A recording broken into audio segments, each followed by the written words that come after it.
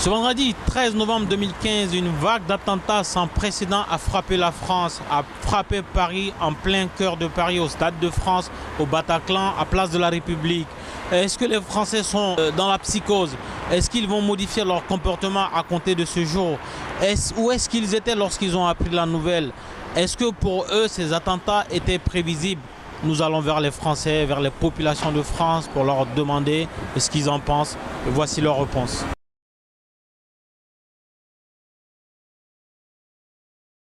Chez moi. Je dormais. J'étais chez moi avec ma copine, à Montrouge, juste ici, à côté de Vachemin. J'étais chez moi. À Porte-Maillot. Pour un événement, pour Vie Paris, pour 320 personnes qui sortaient d'un spectacle. J'étais dans mon lit, en train de dormir. J'étais chez moi, je regardais le match de la France contre l'Allemagne. Alors j'étais chez moi quand j'ai appris la nouvelle. J'étais en train de regarder en fait un film tout bêtement et puis j'ai vu sur internet des messages qui commençaient à arriver. Je suis allé voir sur Facebook où j'avais des amis qui avaient mis des messages, qui regardaient le match de foot et puis d'autres qui étaient plus sur les chaînes d'information continue. Et donc là je suis allé voir sur internet et je me suis inquiété parce que j'ai pas mal d'amis qui habitent justement dans ce quartier ou qui sont susceptibles de sortir le vendredi ou le samedi dans ce type du quartier du 10e et surtout du 11e arrondissement. Moi j'étais à la maison, j'étais avec des amis. On regardait en fait le match de l'équipe de France face à l'Allemagne. Et pendant qu'on regardait le match, un de mes amis a eu une alerte sur son téléphone. Comme quoi il y avait des attaques sur Paris. Sur le coup on n'a pas vraiment fait attention parce que alors, déjà on était concentré sur le match mais en même temps on ne pensait pas que ça allait être aussi grave. Donc du coup, c'est vraiment après le match, quand le match est terminé, qu'on a vraiment pris conscience de la gravité de la situation. J'étais à la maison et du coup, j'ai reçu un coup de fil. Ils m'ont dit qu'il y avait quelque chose de grave qui s'était passé. Et j'ai allumé la télé, j'ai regardé, c'était vraiment affreux. Je ne pouvais même pas imaginer que ça peut un jour arriver ici en France. À l'instant, j'étais chez moi. Je devais normalement sortir, mais comme j'ai mes enfants qui étaient malades, donc du coup j'ai annulé. Alors, vous voyez, je devais être dans le quartier. Je me trouvais à l'hôpital, j'étais hospitalisé suite à des blessures à la jambe. Et j'ai appris ça par hasard sur la télévision d'un coup. Dans Paris, voilà, sur les Champs-Élysées. Et voilà.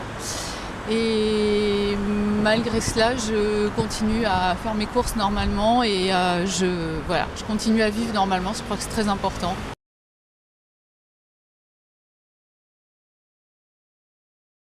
Prévisible. C'était prévisible.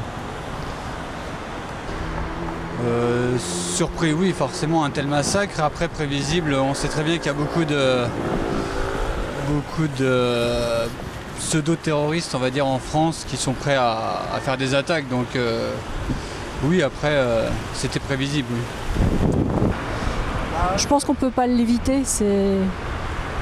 C'était relativement prévisible, mais c'est assez imparable. Moi, j'ai envie de dire, c'est jamais prévisible ce genre de choses-là, malheureusement. Je m'en bats les couilles, c'est pas mon problème. Bon, avec le terrorisme, franchement, je ne sais pas comment dirais-je. C'était prévisible, en quelque sorte, oui. Parce qu'il y a les menaces toujours. Les gens n'arrivent pas à dormir. On se couche, on se met en tête qu'il peut frapper à tout moment. Donc voilà quoi. Je pense que oui, je pense que c'était prévisible dans la mesure où beaucoup de gens s'attendaient à ce qu'il y ait des attentats en France, des attaques massives, spécialement avant Noël. Donc oui, je pense que c'était prévisible. Après, on ne peut jamais prévoir ni le lieu, ni l'heure, ni l'endroit, ni le mode opératoire, mais je pense que malgré tout, oui, c'était prévisible. Honnêtement, non. Quand on vit à Paris, je suis à Paris depuis presque 8 ans déjà. Il n'y a pas eu tellement d'attaques, encore moins de cette ampleur.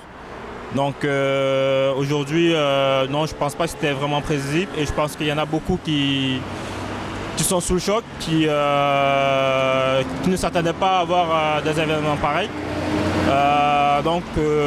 Non, aujourd'hui j'ai plus une pensée pour les familles et j'espère que à l'avenir ça ne se reproduira plus de toute façon. J'espère. Je sais pas. Bah, depuis l'attentat de Charlie Hebdo, oui.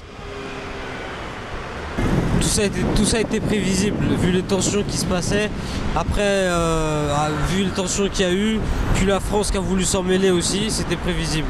C'était prévisible. Alors prévisible, non, parce que je pense que sinon il n'y aurait pas eu autant, ça n'aurait pas fait de tels dégâts. Et je crois que l'ampleur de la chose montre à quel point tout le monde est sous le choc aujourd'hui, je pense vraiment.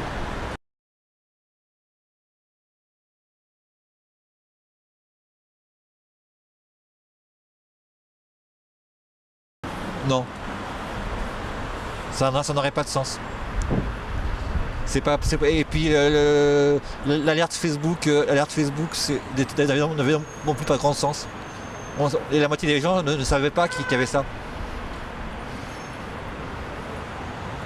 Voilà. Et je trouve que c'est regrettable. En tout cas, personne ne sortira gagnant de ça. Ni la France, ni les islamiques. Non, faut pas tomber dans la psychose, il faut continuer à vivre normalement. Après, faut faire attention. Faut que j'aille travailler.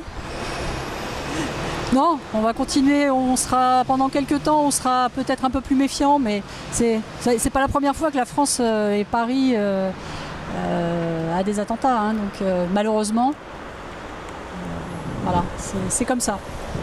Bah moi je travaille dans l'événementiel, donc j'ai pas trop le choix que d'aller travailler dans les endroits où il y a beaucoup de monde, donc je vais rien changer du tout malheureusement. Non. Jamais. Non, même pas du tout. On ne va pas changer nos comportements. Il faut que nous soyons unis et très forts. Parce que quand on change de comportement, ça veut dire qu'ils gagnent. Donc on ne va pas baisser les bras. Il faut que nous soyons unis et très forts pour les combattre. Non, je crois que justement il faut surtout pas changer son comportement. Ce matin on devait aller à un spectacle avec ma fille et ma femme justement qui a été malheureusement annulé. Mais nous on s'est dit qu'il fallait pas céder à la psychose et qu'il fallait continuer à vivre normalement, à aller au spectacle, à aller faire ses courses donc je vais pas changer, non. Bon, déjà hier j'avais une collègue au travail qui me parlait du vendredi 13. Pour moi c'était plutôt un jour qui portait bonheur. Non, je ne vais pas changer mes habitudes en tant que tel. Je vais côtoyer les mêmes amis, aller au travail comme je le fais chaque matin, aller faire mon sport dans des lieux publics où je joue avec des amis qui sont des nationalités différentes que la mienne. Donc non, pas particulièrement, je ne vais pas changer mes habitudes pour autant. C'est clair, c'est sûr. Là maintenant on a peur de sortir. On a peur de sortir, on a peur d'aller dans des restaurants, dans des salons de thé. Voilà, c'est tout ce que j'ai à dire.